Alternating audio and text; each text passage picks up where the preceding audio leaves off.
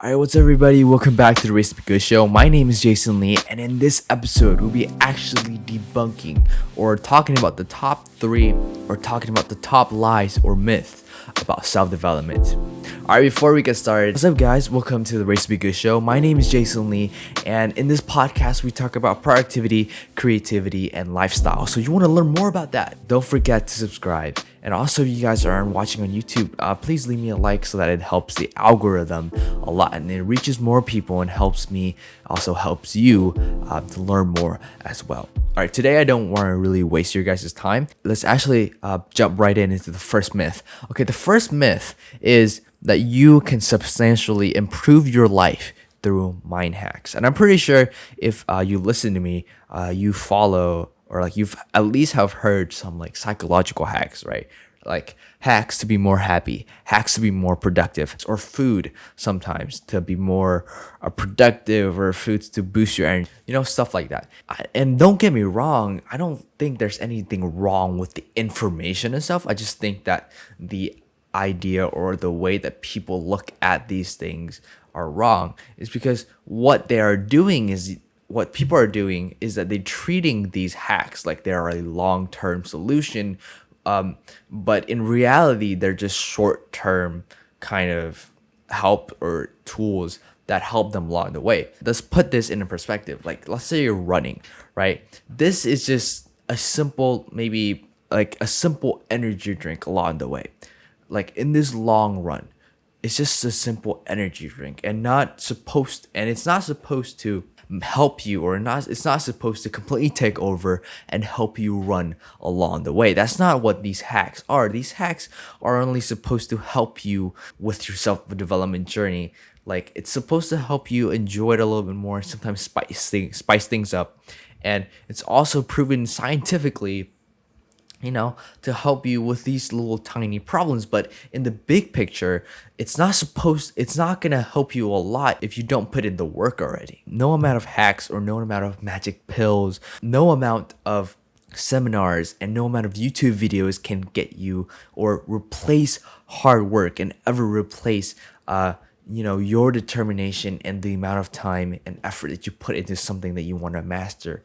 Talking about seminars and all the information that we have online, myth number 2 comes in at my life will change when I learned X and X. Or let's give an example. My life would change once I know how to record a video. My life would change once I learn how to do bicep curls, right?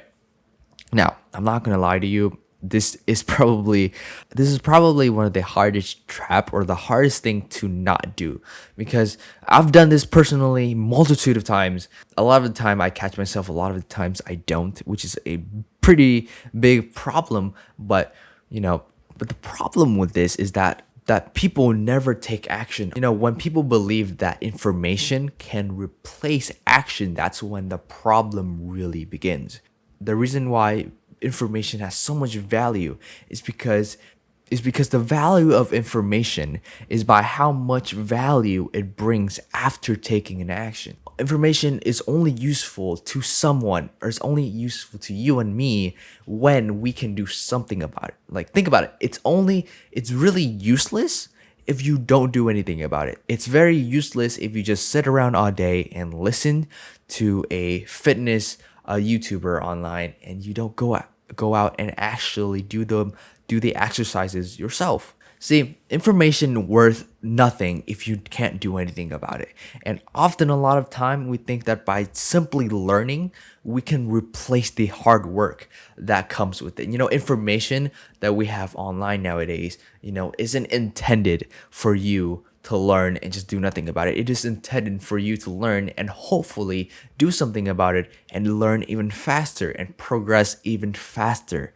So please don't make the mistake of thinking that, hey, if I'm going to learn this online, or I'm going to learn something, or I'm going to listen to this show, and that I'm going to be amazing, my life's going to change. That's a big misconception that I think a lot of people do have.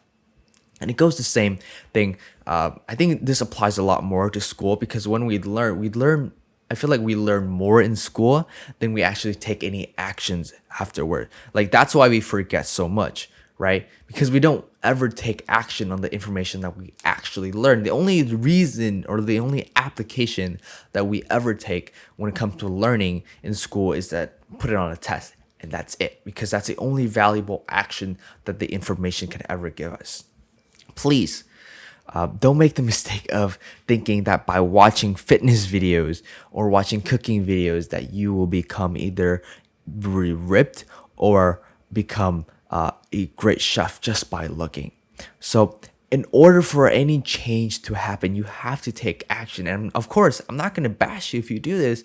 If you just simply enjoy watching content, then go ahead and do that. I'm not stopping you from doing that. But I'm just going to tell you right now, if you want action, if you want change to happen within your life, it's not going to happen by you just sitting around and doing absolutely nothing. Here's the last myth or lie that I think a lot of people also trust. And this is a little more technical, so you guys don't really have to.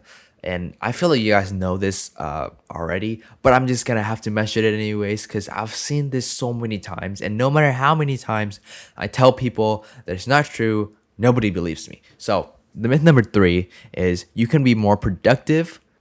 You can be more efficient and more productive by multitasking. And this is, again, probably one of the greatest myths that I've ever heard somebody talk about, or I've heard so many times online, both online and within my social circles.